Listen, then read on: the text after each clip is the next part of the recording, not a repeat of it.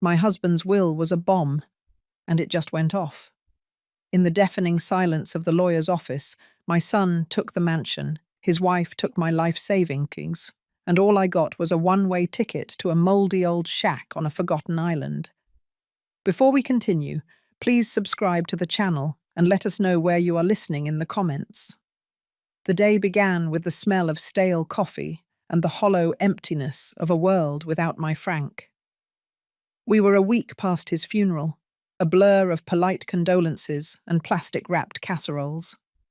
I was 68 years old, and my life, as I knew it, was over. I had spent 40 years as an art teacher, teaching kids to find the beauty in the ordinary, while Frank built our life in the quiet background.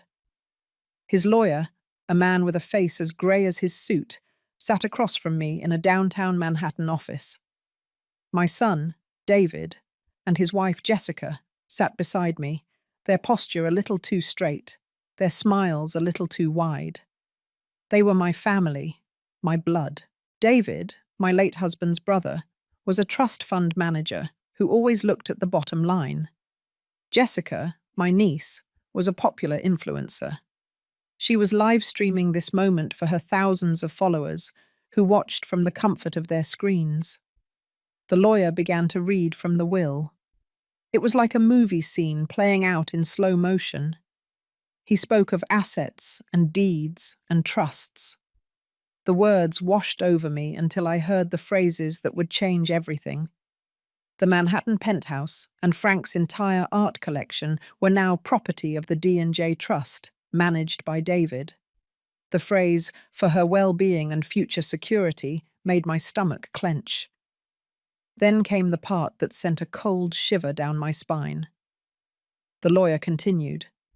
And to Beatrice, for her personal use, Mr. Adams has bequeathed the fishing boat shack on Fisher's Island. Jessica let out a little laugh that she quickly tried to turn into a cough. I looked at her, then at David. He avoided my gaze. I had heard of the boat shack. It was a joke among the family, a run-down piece of property that Frank had bought decades ago for a pittance. We never even went there. It was his private little joke. Now it was my inheritance. My life savings, accumulated over decades, had been signed over to my son and his wife. The lawyer, a man without an ounce of emotion, handed me a single key. It was rusty, old, and looked like it hadn't been used in a lifetime. I held it in my hand, a small cold piece of metal that was the sum total of my husband's legacy to me. My family had left me with nothing. A widow in her late 60s, stripped of her home, her savings, her dignity, left with only a joke of a property. Jessica was already on her phone, speaking into the camera, a bubbly smile on her face. You guys, Dee and I are celebrating at our new beachside mansion in the Hamptons tonight. It's crazy how blessed we are. The irony wasn't lost on me. I was being live-streamed as a victim of their cruel victory. David, my own family, avoided my eyes as if I were a stranger. I stood up, my legs feeling like lead, and walked out of the office. The air outside felt different, heavy and suffocating. I clutched the key in my hand. It was the only tangible thing I had left of my husband, a tiny, worthless piece of metal. Little did they know, it would be the key to their downfall. The 3-hour drive from Manhattan to the ferry terminal felt like traversing worlds.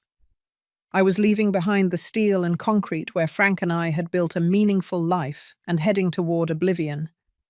The key, that rusty, useless thing, felt heavier than a gold bar in my coat pocket. It was the only thing I had to show for 40 years of marriage. The ferry ride to Fisher's Island was bleak. The air smelled of salt, diesel, and loneliness. As the boat churned across the Long Island Sound, I watched the coastline shrink, symbolizing the sudden, cruel retraction of my own life. I was 68 years old, a widow, and effectively homeless, banished by my own flesh and blood. David and Jessica had executed their coup with surgical precision, leaving me the laughingstock of their social circle. A taxi dropped me off at the northern cove. The boat shack was less a retreat and more an abandoned relic. It stood hunched by the water, leaning slightly, the salt-weathered wood grey and peeling.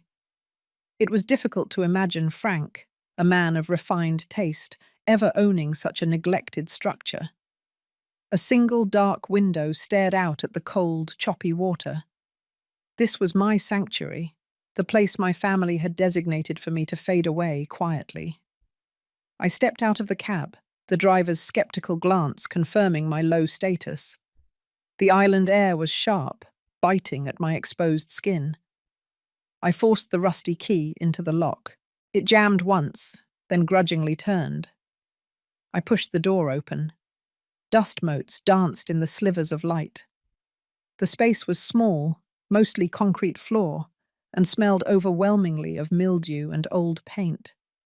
Scattered in one corner were a few crates marked Frank's junk. I felt a sudden, cold wave of despair, the first one since the funeral that truly threatened to drown me. At that exact moment, my phone buzzed in my bag. It was a notification from Jessica's social media account. I opened the app, drawn to the site like a moth to a dangerous flame.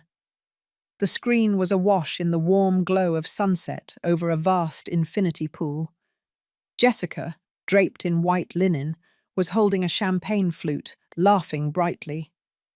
"Guys, look at this view," she cooed into the phone, turning the camera to the sprawling Hamptons mansion. $8 million worth of beachfront bliss, and it's all ours. Thanks, Uncle Frank. Sorry to my followers who are stuck in regular houses, but life is good. She paused, took a theatrical sip, and then added with an exaggerated sigh. Oh, and a big shout out to my old Aunt Beatrice. Hope you're enjoying that rustic little getaway. Maybe send us a postcard from your shack. The cruelty was deliberate, calculated to maximize the public humiliation. I closed the app, the image of the golden mansion searing into my mind, contrasting brutally with the damp darkness surrounding me. I needed to call David, not to beg, but to understand the depth of their betrayal. I found a shaky signal and dialed his number. He answered on the second ring, his voice slightly muffled by loud music. "Beatrice, did you make it to the island okay?" he asked, his tone annoyingly patronizing. "I'm here, David," I said, my voice flat. "I wanted to ask about the Manhattan condo. Where did the closing documents go?" There was a noticeable pause, and the music in the background seemed to drop momentarily. "Ah, yes, the condo. Well, that's actually settled. As trustee, I had to liquidate that property quickly." "Liquidate?" I asked, my blood turning to ice. "David, that was my home. That was my retirement investment." "It was necessary, Beatrice," he snapped, the veneer of politeness cracking. "The Hamptons estate, this $4 million property, it requires management. And quite frankly, the trust needed liquid funds immediately. You don't need a city apartment now. You have the island." His tone held an unmistakable note of contempt. "Frank was very clear that I control the funds now. It's for the greater good of the estate." The mask had fallen. It wasn't just about inheriting the money. It was about punishing me, about proving I was irrelevant, a simple-minded old woman easily dismissed. They hadn't just taken the house. They had taken my past and my ability to secure any future. I hung up without another word. The truth was worse than I had imagined. David and Jessica hadn't just been greedy. This was personal, and it was malicious. I looked around the desolate boat shack, the place they meant for me to rot. A new feeling surged within me, hot and powerful, drowning out the despair. It wasn't the bitter resignation they expected. It was a clear, cold resolve. They thought they had left me with nothing, but they had given me one thing they never anticipated: absolute, unwavering clarity. I had to find out why Frank had sent me here, and then I was going to fight back. The morning after my confrontation with David, I started searching the shack. The sun streamed weakly through the grimy window, illuminating the decades of neglect.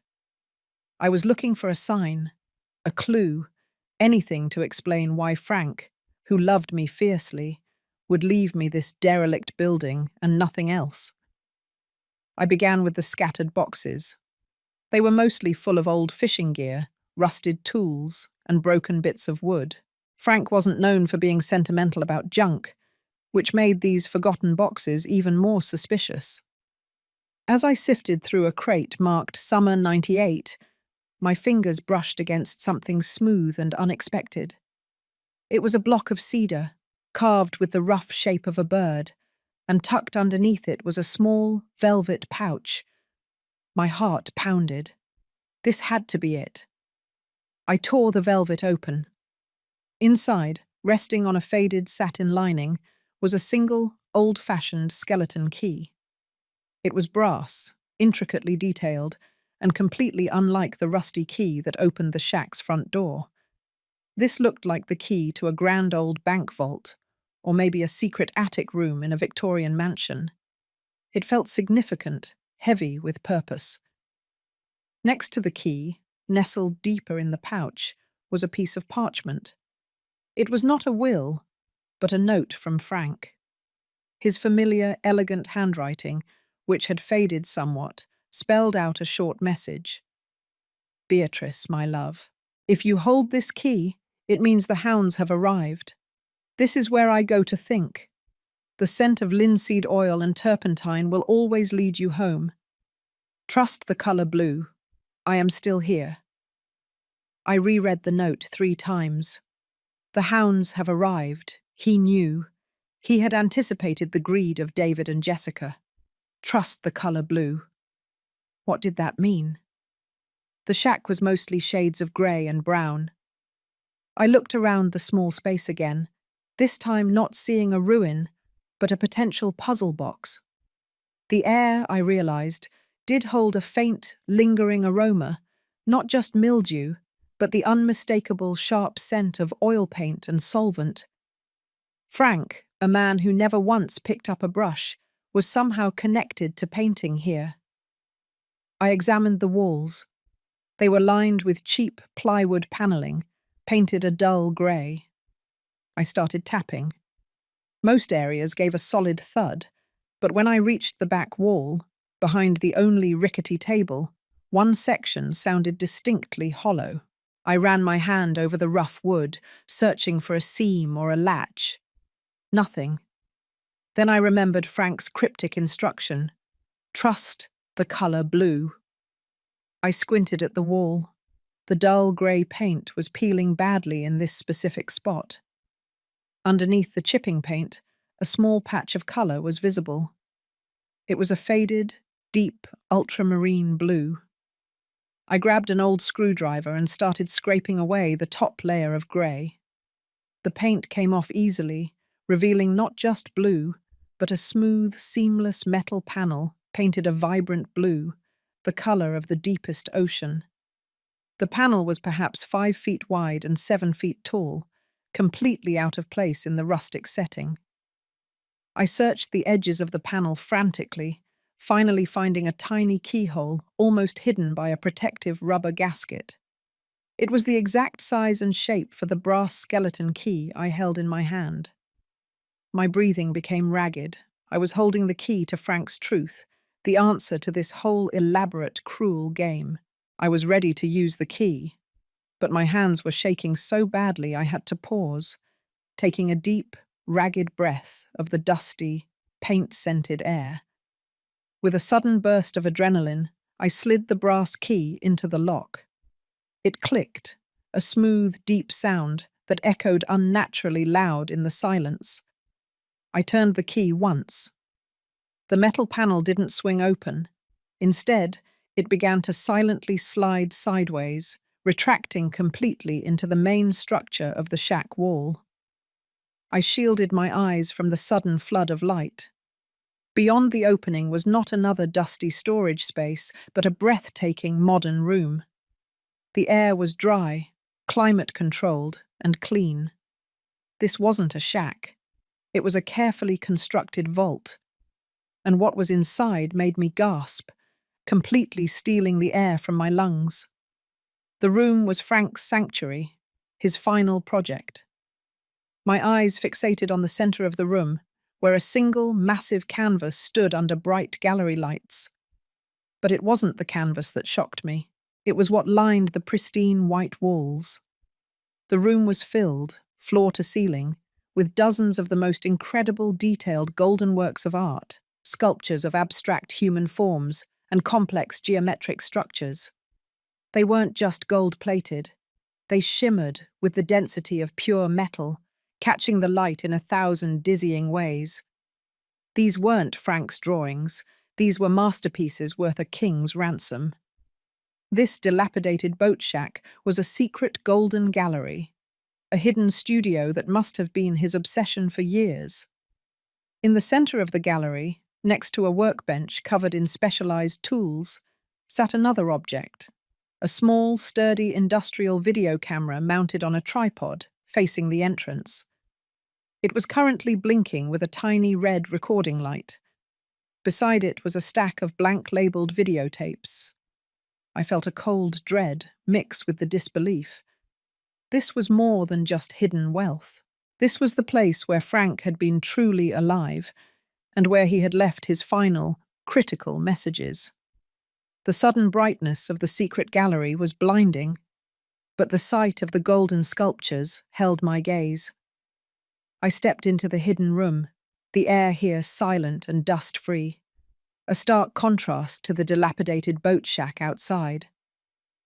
The room was not simply a storage space, it was a sanctuary, a fully functional artist's studio, complete with specialized lighting, temperature controls, and a high-security lock system I hadn't even noticed. Dozens of golden structures lined the walls. They were not conventional jewelry or simple bars of gold, but intricate modernist sculptures that Frank, the man who claimed he couldn't sketch a straight line, had somehow brought to life. Their total value was incalculable. I estimated the raw material alone was easily in the hundreds of millions.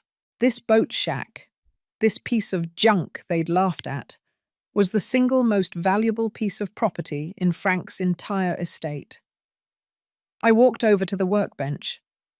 The industrial video camera on the tripod was still recording, its red light a small, menacing eye. Beside it, the stack of labeled videotapes confirmed my dread. This wasn't just hidden wealth. This was a documented secret. I carefully stopped the recording and slid the tape out. The label was written in Frank's familiar hand. The Full Confession, Part 1. My hands were shaking again, but this time not from fear or despair, but from a cold, controlled fury.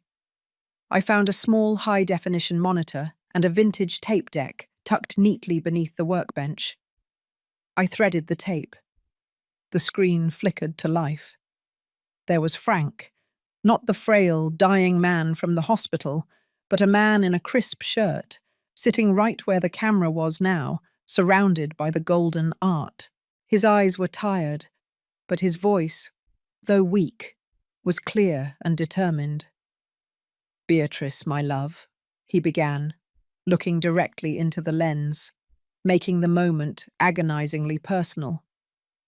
"If you are watching this, it means David and Jessica have won the first round. They believe they have everything, but they have fallen into the trap I set." He paused, taking a slow, labored breath. "They poisoned me, Beatrice. Slowly, subtly, over the last 6 months. They thought I was too old, too sick to notice. They wanted the full estate, and the only way to get it was to make sure I was declared mentally unfit, or gone." I pressed my fist to my mouth, stifling a cry. Poisoned. Not a heart attack. My own family. The betrayal was a physical blow. Frank continued, his voice heavy with sorrow. "I had to act fast. I liquidated every asset David knew about, converting the funds into these works of art. The gold and the diamonds are untraceable, not logged in any conventional ledger. I created an independent shell corporation, the Atlas Foundation, and the ownership of this entire building, the land, and the art inside is legally tied to that foundation. He explained that David, blinded by the perceived value of the Hamptons mansion and the immediate cash from my liquidated apartment, had never bothered to audit the insignificant boat shack. David only saw the $8 million market value of the house, not the complex financial instruments attached to it. Then came the second shock. Frank picked up a thick legal binder. "This Hamptons mansion, Beatrice, it is a poisoned chalice. 6 months ago, I took out a massive line of credit, a $6 million mortgage against the house and the accompanying land. I used that money to establish the Atlas Foundation and invest in a cutting-edge medical technology patent, something revolutionary that David would never have understood." Frank smiled weakly. The new will, the one they celebrated over, bequeathed the mansion and all its legal attachments to David and Jessica. They own the house, but they also own the debt. And the terms of the trust stipulated that any outstanding debts must be settled or refinanced within 6 months of my passing. That deadline is only 4 weeks away. They are celebrating a debt they cannot possibly pay. Tears streamed down my face, but they weren't tears of grief.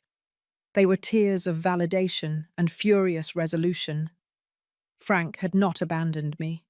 He had protected me, and more importantly, he had given me the ultimate weapon. Frank picked up a final object, a small, intricately carved wooden box. "This box contains the final key, Beatrice. It holds the registration documents for the Atlas Foundation and the official deed to the medical patent, which is now worth 10 times the initial investment. You must find a lawyer who is not afraid of David and use this to secure the foundation." He looked directly at the lens, his final words hanging in the air. "They thought they left you to die on this island. They only gave you the key to the tomb of their reputation and the beginning of your greatest project. Do not mourn, Beatrice. Act." The tape ended with a soft click. The silence of the Golden Gallery returned, even heavier than before. The mission was clear. This wasn't just about inheriting wealth anymore.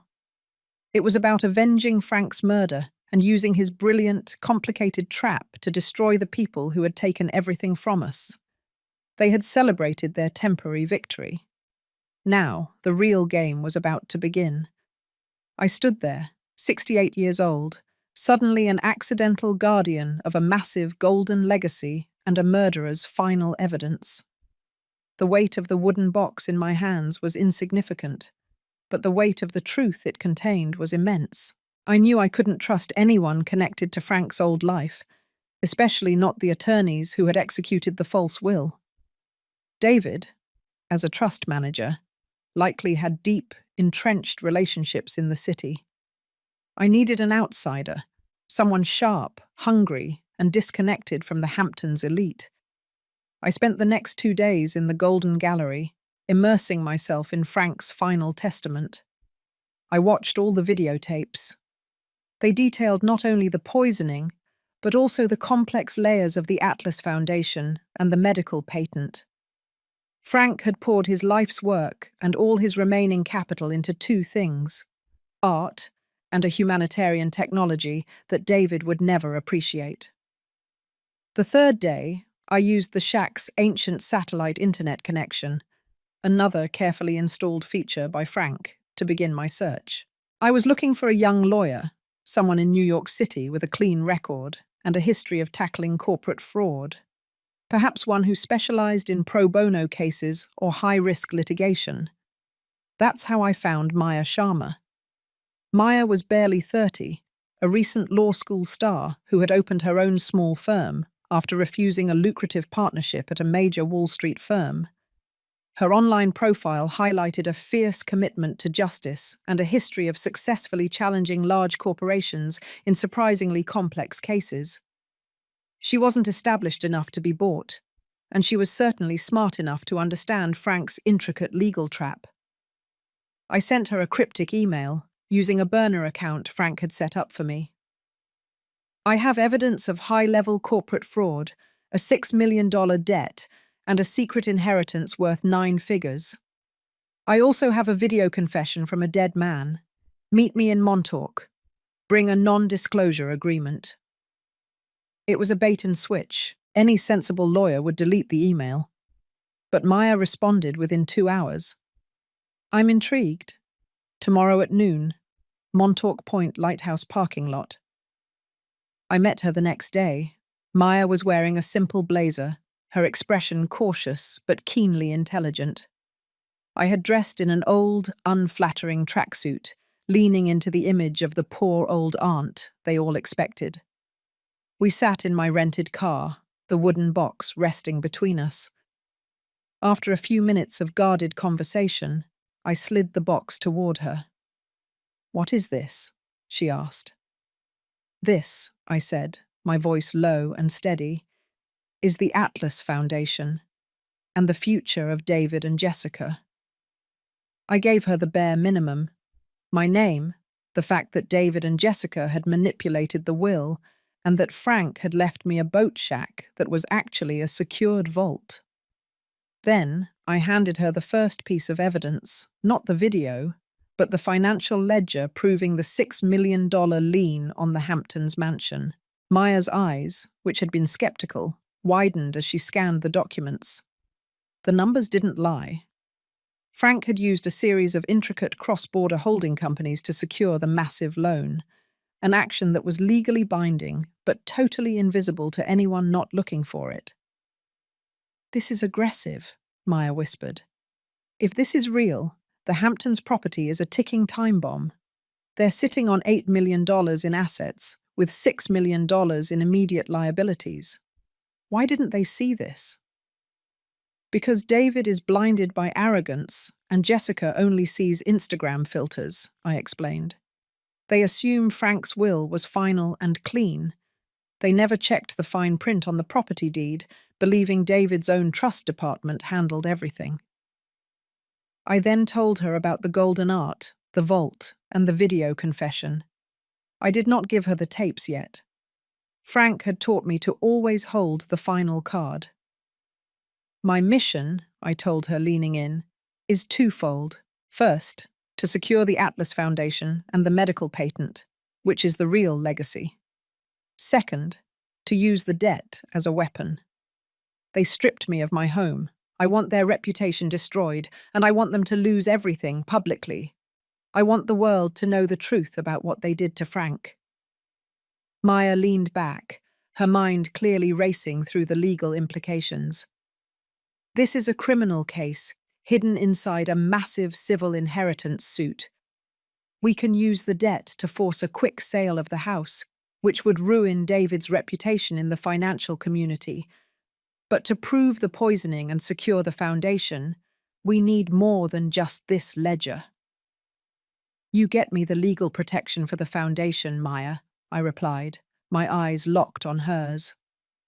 "And I will give you the gold, the patent, and the video proof of murder." It was a high-stakes gamble. Maya looked at the wooden box, then at the vast, intimidating ocean behind me, and finally back at me. A slow, predatory smile spread across her face. "Mrs. Adams," she said, her voice now sharp and eager, "let's go fishing for a very large reputation." The next 2 weeks were a strange blend of high-stakes legal strategy and rural solitude. I remained on Fisher's Island, playing the part of the grieving, forgotten widow, while Maya, back in the city, began quietly assembling the case against David and Jessica. Our primary goal was to secure the Atlas Foundation and the medical patent before the 4-week deadline on the $6 million mortgage arrived. My immediate task, assigned by Maya, was to secure every piece of physical evidence in the Golden Gallery and, most importantly, to finalize the key piece of public manipulation, the socialized revenge. David and Jessica, meanwhile, were operating under the delusion that they were untouchable. They hadn't tried to contact me since my terse call to David. They were too busy enjoying their newfound wealth, and in Jessica's case, documenting every opulent detail for her social media followers. Her channel, usually dedicated to beauty tips, had morphed into a tasteless showcase of excess. Hampton's Mansion Life, my new $8 million kitchen. It was time to give her something new to talk about. One rainy afternoon, I received a secure message from Maya. She had filed the preliminary paperwork to legally recognize the Atlas Foundation and had placed a temporary injunction on the sale of Frank's golden art, citing discrepancies in estate appraisal. The legal maneuver was subtle enough not to trigger David's immediate alarm bells, but enough to give us leverage. "Now for the fun part, Beatrice," Maya's message read.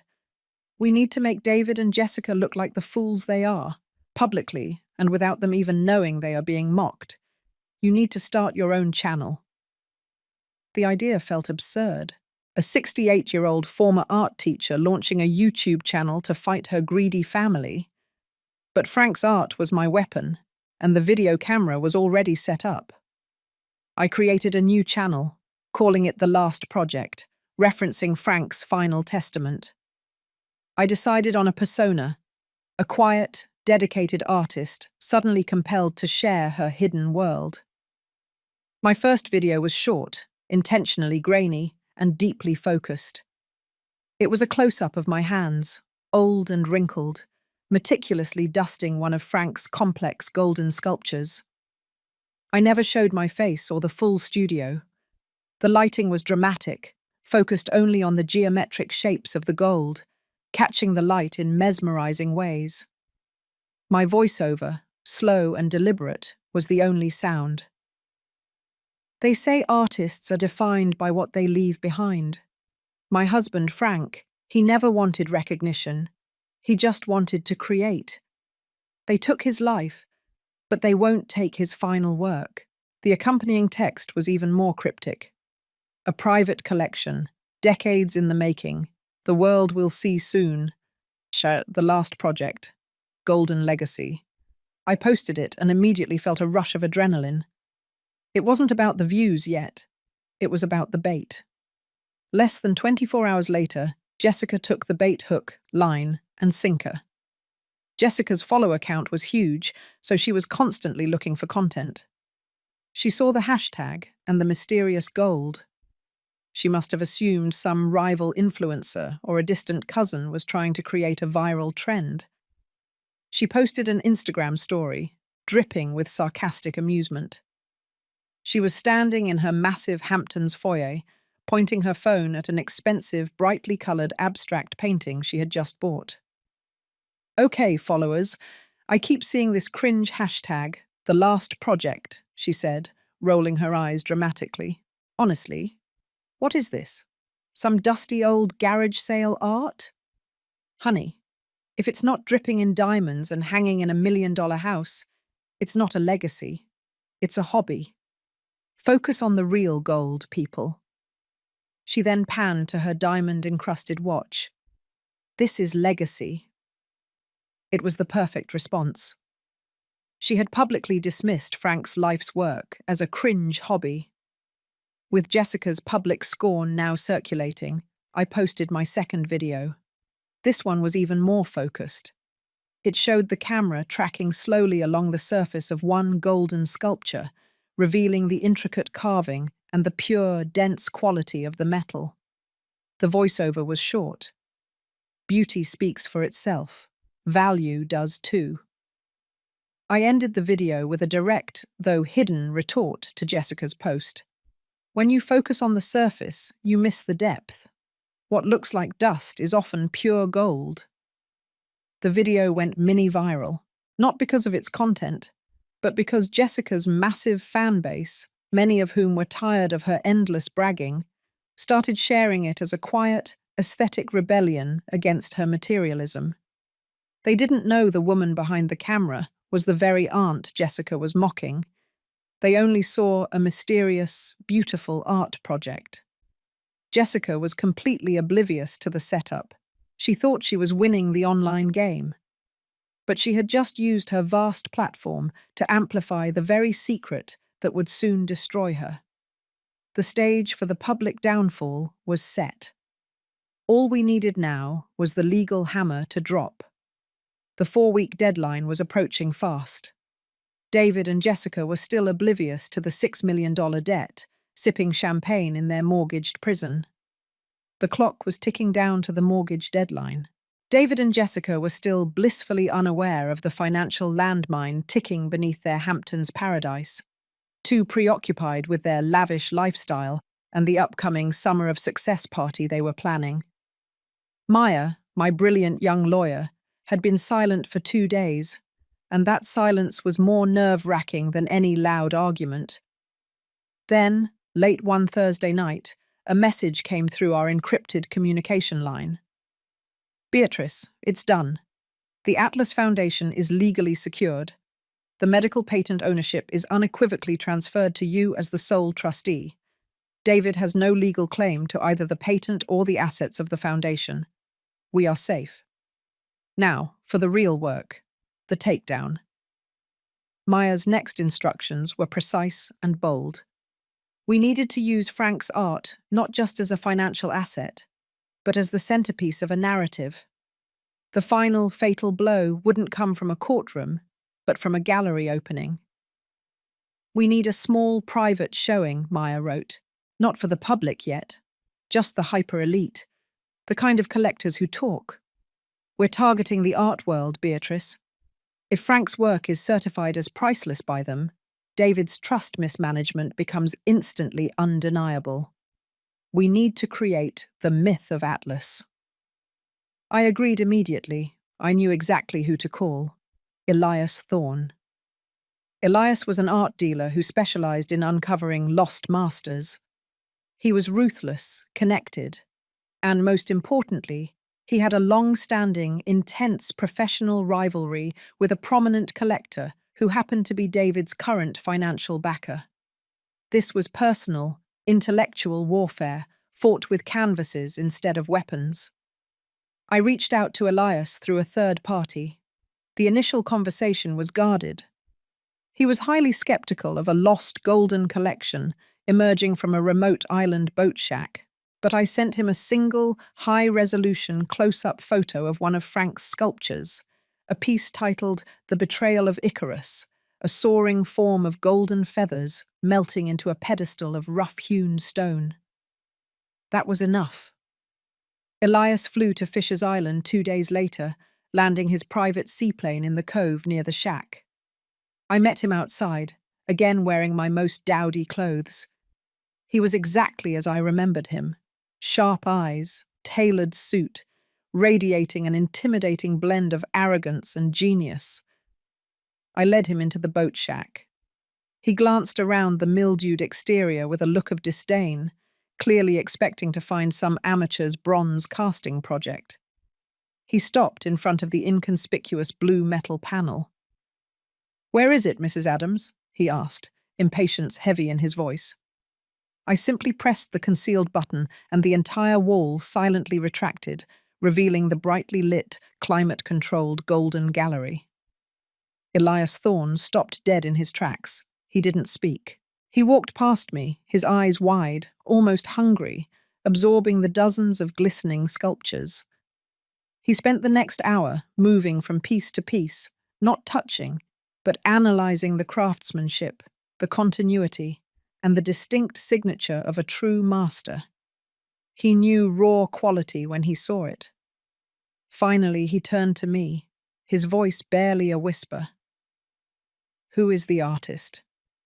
These are extraordinary. They are a statement. The metallurgical work alone suggests someone working with a vast private resource, entirely off the grid." "My husband, Frank Adams," I told him. "He was working here in secret for the last 10 years. "Frank Adams? The financier?" Elias laughed, a low, rasping sound. "This is impossible. Where did he acquire the raw gold? And why hide it in this monastery?" He didn't want the art world to find him until he was ready, I lied smoothly. And he certainly didn't want his greedy family to know it existed. They left me this shack, believing it was worthless. Elias looked back at the wall of shimmering gold, then at the decrepit boat shack exterior. A slow, terrifying smile spread across his face. He didn't see an art exhibit. He saw a legend, a scandal, and a massive opportunity to destroy his rivals. "This collection is not worth hundreds of millions in materials, Mrs. Adams," he stated, his voice now booming with authority. "It's worth closer to $500 million in cultural and artistic value. This is the stuff of historical revision, the lost master of modern gold work. We will arrange a showing next Friday. The world will be watching, even if they don't know they are watching yet. David and Jessica will be the subject of a very specific kind of humiliation." Elias Thorne was now my partner. He saw the potential for artistic chaos and personal triumph. We had secured the assets and found our public champion. The countdown to David and Jessica's financial execution was now set to the rhythm of high-end art chatter. They were about to lose their house, their reputation, and their peace of mind, all because they had mistaken a priceless sanctuary for a cheap, mouldy shed. The final week before the Hamptons party and our secret art show was a whirlwind of calculated moves. David and Jessica were escalating their bragging in a frenzy of anticipation for their summer of success. Jessica's YouTube channel was now exclusively dedicated to the mansion, featuring endless tours of the beachfront property, the yacht dock, and, most frequently, the massive, incredible library where they claimed Frank spent his final glorious days. Unbeknownst to them, I had a mole, not a person, but a highly targeted digital campaign run by Maya's tech contact. We focused on getting the Atlas Foundation's name, subtly linked to revolutionary medical technology, into obscure financial blogs read exclusively by David's circle of investment bankers. The goal wasn't to expose them yet, but to make David feel just a hint of professional paranoia. Meanwhile, Jessica posted a video that became the final, perfect piece of our public execution plan. It was titled, "My New Masterpiece, Out with the Old, In with the Gold." In the video, Jessica, dressed in an atrocious gold lame outfit, swaggered through the mansion, pointing out the tasteful, classic European furniture Frank and I had collected over decades.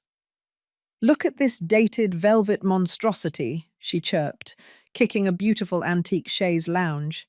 "Going to the dumpster, and this old, sad portrait of Frank's third cousin twice removed."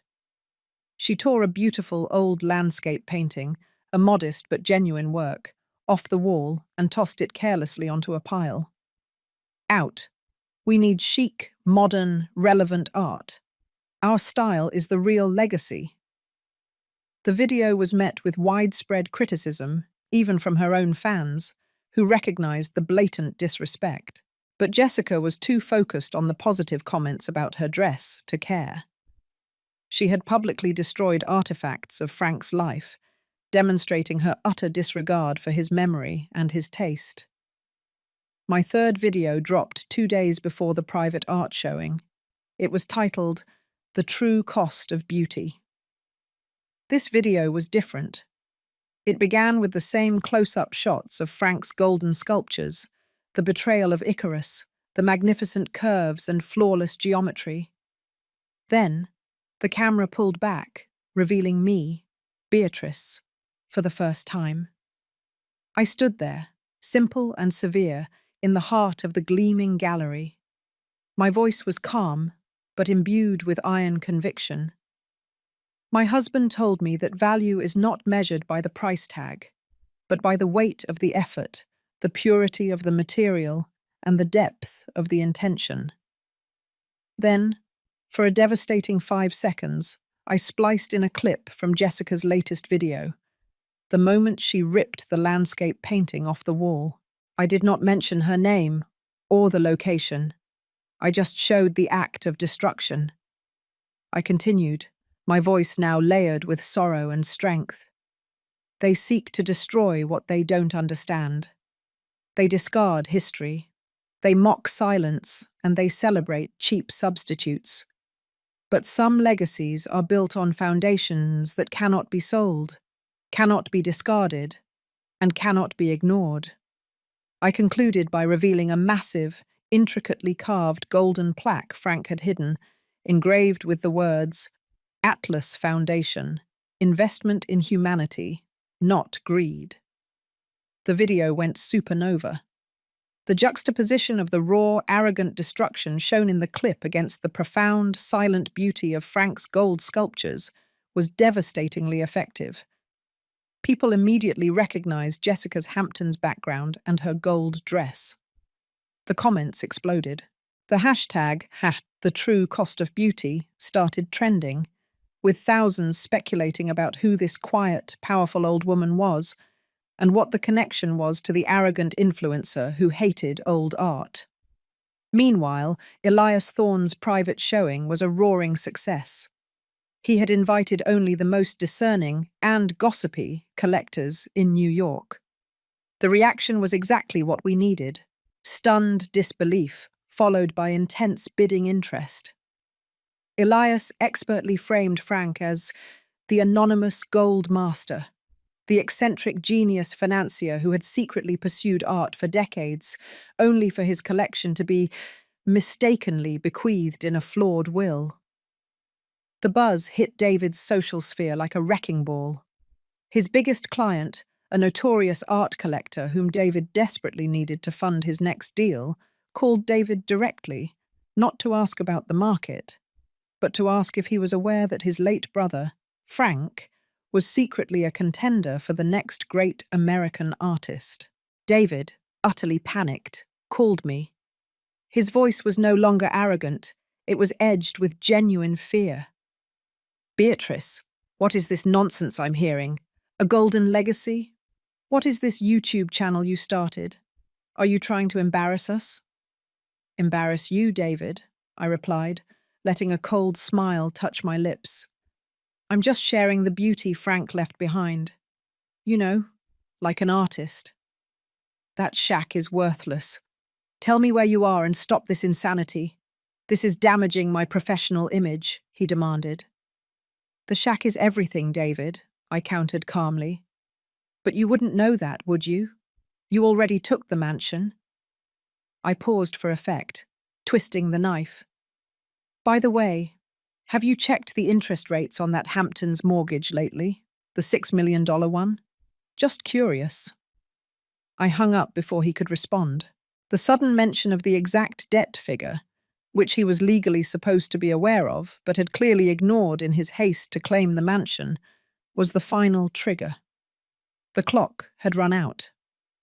David was no longer just dealing with a grieving old woman. He was dealing with the consequences of his own fatal arrogance. The mansion was about to be officially foreclosed, and his world was about to collapse. The silence on David's end after I mentioned the mortgage was absolute. It was the sound of a financial world collapsing. The arrogance was gone, replaced by naked, desperate realization. He finally understood that the Hamptons mansion wasn't a prize. It was a highly leveraged, toxic asset designed to destroy him. The official notice arrived the very next day. A notice of default, publicly filed, indicating the lender was commencing foreclosure proceedings on the Hamptons property. The 6-month deadline had passed, and the interest and penalties had ballooned the $6 million debt into something immediately demanding. David and Jessica's world fractured instantly, and their reaction was exactly what Frank and I had predicted: denial, panic, and aggressive deflection. Jessica, utterly dependent on appearances, tried to manage the disaster on social media. She posted a tearful, highly filtered video, claiming they were being harassed by a rogue bank and that it was a mistake regarding her Aunt Beatrice's trust fund issues. She tried to use her huge platform to frame them as victims of corporate injustice. But the narrative had shifted. Too many of her followers had seen my quiet, powerful video. And now the financial news was starting to pick up the story. David, meanwhile, focused his panic on me. He and Jessica drove straight to the Fisher's Island ferry and chartered a boat to the cove. They arrived at the boat shack around midday, their faces tight with rage and exhaustion. I was expecting them. I stood outside the shack, perfectly calm, wearing gardening gloves and holding a watering can, looking for all the world like a harmless old woman tending to her small patch of weeds.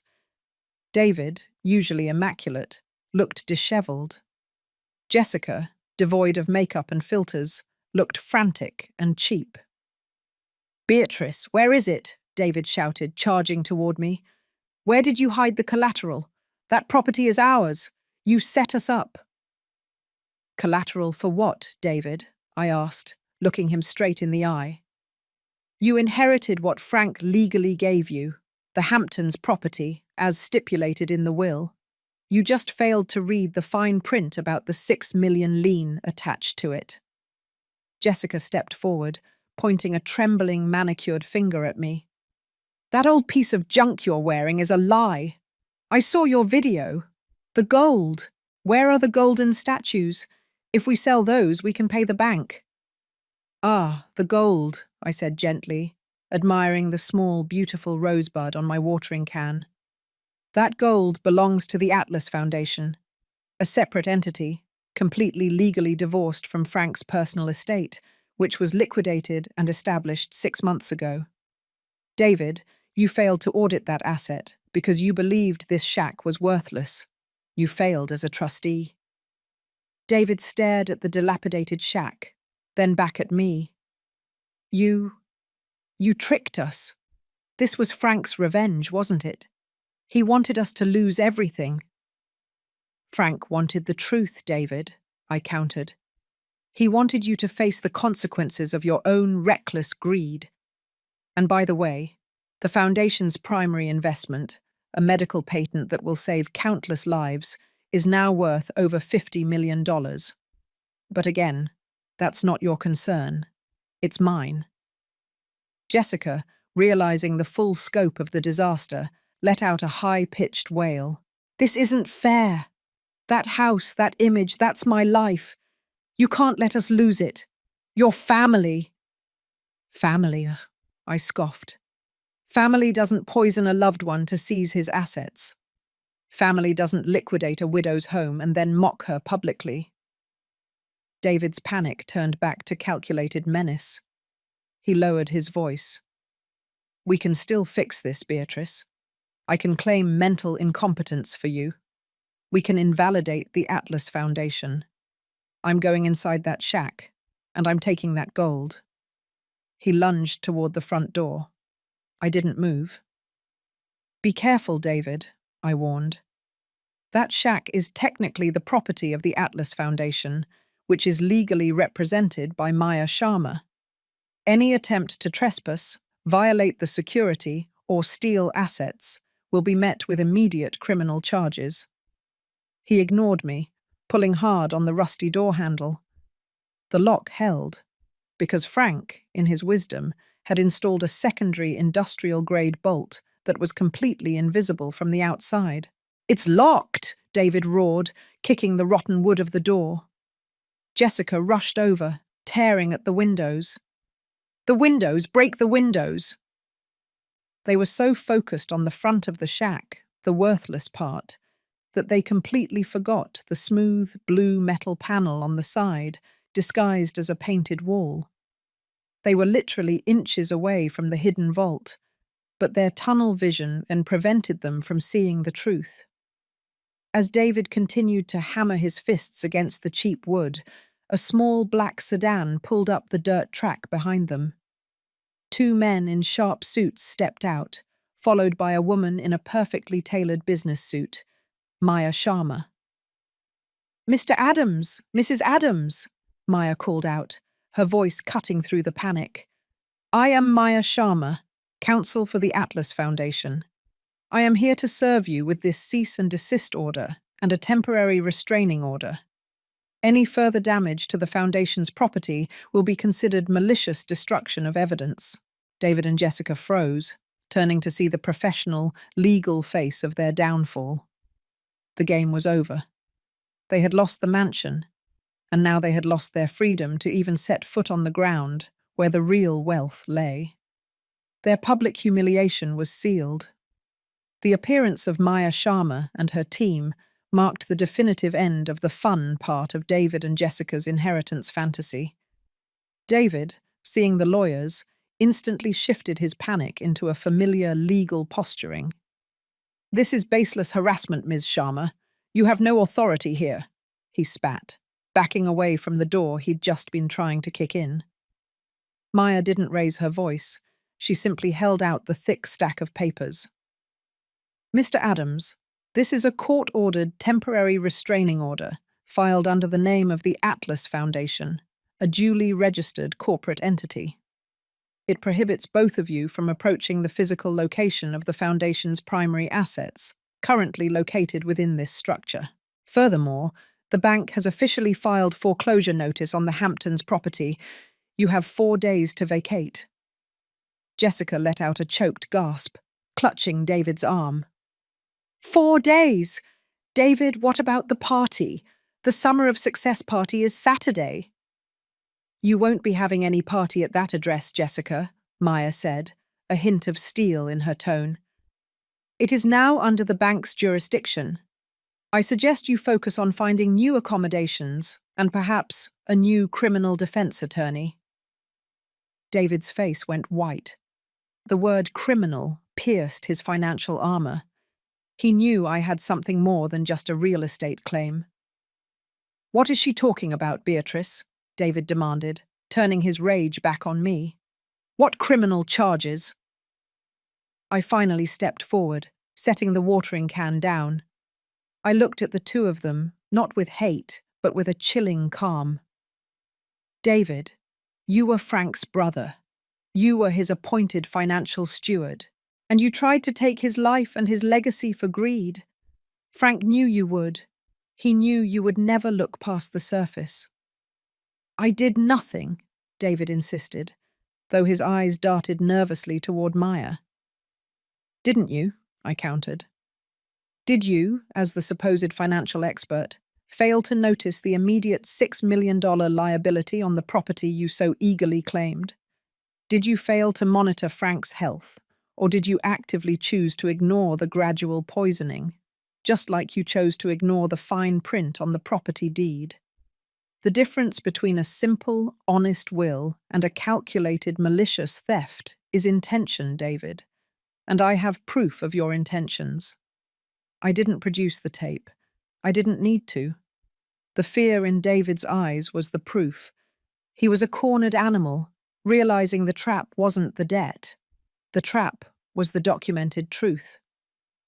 Maya then delivered the final, decisive blow to David's career. "Mr. Adams, a report has been filed with the Financial Industry Regulatory Authority detailing your alleged gross mismanagement of the Frank Adams Estate Trust, specifically regarding the unauthorized liquidation of Mrs. Beatrice Adams's personal assets and your failure to disclose the Atlas Foundation's existence to your major clients. Your professional reputation is currently under review." David crumpled. The loss of his professional standing, the very thing he valued more than his marriage or even his life, was the ultimate defeat. The loss of the mansion was devastating. The loss of his reputation was irreversible. Jessica, realizing the audience for her life story was rapidly turning hostile, started screaming into her phone, attempting to live stream the chaos. "This is a setup. This crazy old woman is trying to ruin us. She's mentally unstable." But I was ready for her. I walked over to the side of the boat shack, pressed the subtle button, and the blue metal panel silently recessed into the wall. The brilliant light of the golden gallery spilled out onto the dusty ground. The sight of dozens of priceless, shimmering gold sculptures, geometric, powerful, and obviously not the work of an unstable old woman, was breathtaking. I turned the camera on myself, taking control of Jessica's own live feed. "My name is Beatrice Adams," I said, my voice resonating with Frank's unwavering conviction. "They call this a crazy old woman's shack, but my late husband, Frank Adams, called it his sanctuary. This is the art he created for 40 years, the wealth he saved from their greed, and the legacy they almost stole." Jessica's feed was flooded with comments. "OMG, the gold is real. That shack is worth billions. She's the artist from #The True Cost of Beauty." Their last defense, the claim of my mental incompetence, was shattered by the brilliance of Frank's secret gallery. They stood there, two disgraced figures, framed by the contrast of their own failure and the gold that should have been theirs. Maya's security team quickly escorted them off the premises, serving them with the final legal papers. The moment they were gone, the air on the island seemed to clear. I walked into the gallery, the silence a welcome embrace. The golden sculptures gleamed. Frank's plan had worked perfectly. He had given them the shell of an $8 million debt and given me the core of a $500 million legacy, along with the evidence to finally bring them to justice. I had lost a husband, but I had gained a mission. The final phase, the criminal prosecution, was now inevitable. The aftermath of David and Jessica's public breakdown at the boat shack was immediate and total. Within 72 hours, they were officially locked out of the Hamptons mansion. The foreclosure process was swift and merciless. They were forced to move into a tiny, overpriced rental apartment in the city, the only place they could afford after David's assets were frozen, pending the FINRA investigation. Jessica's YouTube channel, once a beacon of aspirational luxury, became a pit of toxic comment threads and rapid subscriber loss. My life, conversely, was transforming. The $6 million debt had been the trigger, but the Atlas Foundation was the true victory. With the art and the medical patent secured, I worked with Maya to implement Frank's vision. The gold sculptures, valued conservatively at over $500 million, were not intended to sit in a vault. Frank's will stipulated that the collection be sold over 5 years, with all proceeds funding the humanitarian medical technology developed under the patent. The first sale, handled by Elias Thorne, was sensational. The Betrayal of Icarus sold for $42 million to a major European collector. Frank, the invisible artist, was instantly elevated to the pantheon of contemporary American masters. The news of the boat shack billionaire and the dramatic betrayal of her greedy family dominated headlines across the country. I took the spotlight with quiet dignity, always redirecting the focus from the money to the mission. I appeared on a major news program, standing in the finished laboratory funded by the first sale, discussing the medical breakthrough Frank had financed. My husband wanted his legacy to be about saving lives, not collecting things, I told the interviewer, my voice calm. This foundation will ensure that every one of his beautiful golden creations goes toward funding technology that will heal the world. They thought they stole his life, but they only helped me finance his true life's work. This was the core of the humanitarian healing twist, using the spectacular, shocking wealth, not for personal gain, but for philanthropic good, turning Frank's secret revenge into global change. Meanwhile, the criminal case against David and Jessica moved forward. Maya presented the video evidence, Frank's solemn confession, to the prosecutor's office. The combination of the fraud charges related to trust management and the documented evidence of his poisoning was overwhelming. David's arrogance had led him to believe his brother's body would never be exhumed or tested. He was terribly wrong. Frank had meticulously prepared the evidence, even guiding me to a private, time-stamped medical report hidden within the boat shack vault that detailed his declining health and suspected toxin exposure. The day of the preliminary hearing, David and Jessica looked unrecognizable. The sheen of entitlement was gone. David, pale and drawn, was trying desperately to save his financial career. Jessica was preoccupied with the media circus. I decided to attend. I sat in the front row, not out of malice, but to bear witness. During the hearing, the prosecutor introduced the first piece of evidence, the video confession. The courtroom was hushed as Frank's tired, resolute voice filled the room, describing the slow, agonizing realization that his own brother and niece were killing him. When the tape concluded, Jessica burst into loud, hysterical sobs, and David simply stared straight ahead, rigid with the knowledge that his fate was sealed. Their lawyers, realizing the impossibility of defending the poisoning charge, immediately shifted to negotiating a plea on the fraud and attempted murder charges. The court process was long and messy, but the outcome was certain. They would face significant prison time. Later that week, I went to the dilapidated Hamptons mansion, which was now empty and owned by the bank. I wasn't there to gloat, but for one specific, quiet reason. I had received a letter from Frank's primary lender, informing me that since the Atlas Foundation was now financially solvent and had paid off the initial $6 million mortgage as a gesture of goodwill to the community, the property would be sold at a public auction at a greatly reduced price.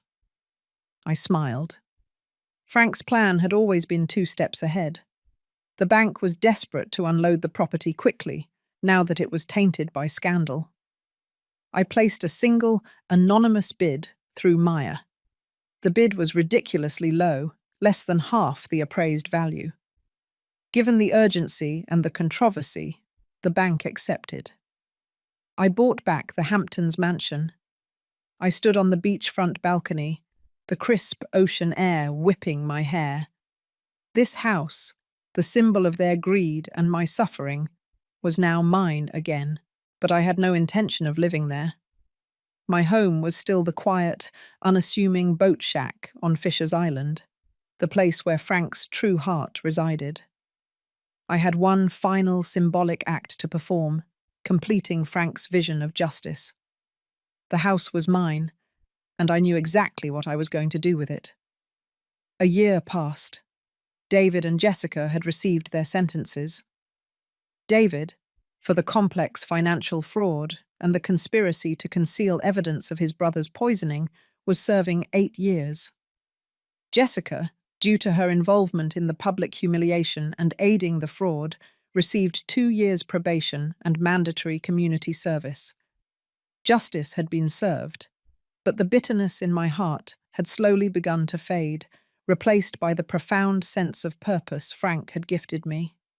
The Hamptons mansion, the symbol of their undoing, stood magnificently on the shore, but its purpose had fundamentally changed.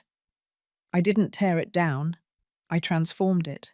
Working with the Atlas Foundation Board, I dedicated the mansion to become the Frank Adams Center for Creative Healing, a retreat for artists and innovators dealing with chronic illness, mirroring the very medical field Frank's patent supported. The sprawling rooms, once filled with David and Jessica's empty parties, were now vibrant with workshops, studios, and hope. One afternoon, I was at the center, overseeing the installation of a new bronze plaque, when Maya called. "Beatrice, I have something for you," she said. "It's from Jessica. She sent it from her community service placement at a women's shelter." I hesitated. I hadn't heard from them, nor did I want to. "Did she try to contact me directly?" "No," Maya confirmed. "It was sent through my office. It's a small box." I told Maya to mail it to the boat shack. Later that week, back in the quiet sanctuary of Fisher's Island, I opened the box. It wasn't full of demands or bitter accusations. It contained a small, handmade wooden bird carving, similar to the cedar block I had found when I first arrived at the shack. It was crude and slightly rough, but there was a genuine effort in it. Tucked beneath the bird was a short note, written on the back of a small, blank thank you card. "Aunt Beatrice," the note read, I know words can't fix what I did to you or to Uncle Frank. I see now how hollow that mansion was and how real that little shack is. The boat shack was never worthless. It was only invisible to me. I'm sorry. It was simply signed, Jessica. I held the small carving, turning it over in my hands. It wasn't an apology for the money, but for the blindness. It was a sign that perhaps, through the ashes of their spectacular downfall, some small human seed of understanding had managed to sprout. Forgiveness wasn't for them, it was for me. Frank had achieved his revenge, but more importantly, he had initiated my healing. I realized that my final act wasn't to punish them further, but to embody the grace Frank always possessed. I didn't reply to Jessica directly. Instead, I had Maya arrange an anonymous donation to the women's shelter where Jessica was serving, a donation specifically allocated for their art therapy program. It was a silent acknowledgement, a gesture that allowed for redemption without erasing the consequences of their actions. My days settled into a peaceful routine. I spent my mornings managing the Atlas Foundation's projects, and my afternoons tending the small garden I had cultivated outside the boat shack. The shack itself remained unchanged on the outside, a testament to the fact that appearances often deceive. But inside, the Golden Gallery was now a place of inspiration, a reminder of Frank's incredible love, resilience, and brilliance. One evening, as the sun dipped below the horizon, turning the boat shack a deep, warm gold, I stood at the threshold of the hidden gallery. I had started this journey as a heartbroken widow, banished to a forgotten corner of the world. Now, I was the guardian of a powerful, benevolent legacy. I reached out and gently slid the blue metal panel shut, locking Frank's secrets securely inside. The shack looked like a shack again, silent and unassuming. I had been left for dead on the island, but instead I had discovered the greatest treasure, the capacity to turn profound grief and betrayal into monumental good. The light of Frank's final project had brought true light back into my life. The golden legacy was secure, and I was finally truly home. This is where Beatrice's journey ends, but the story of the Atlas Foundation is just beginning. What did you think of Frank's master plan? Was the debt a fair price for David's betrayal? And do you think Jessica is truly capable of change? Let me know your thoughts on this complex kind of revenge and healing. And don't forget to like this video and share it with someone who needs a reminder that the greatest treasures are often found where we least expect them.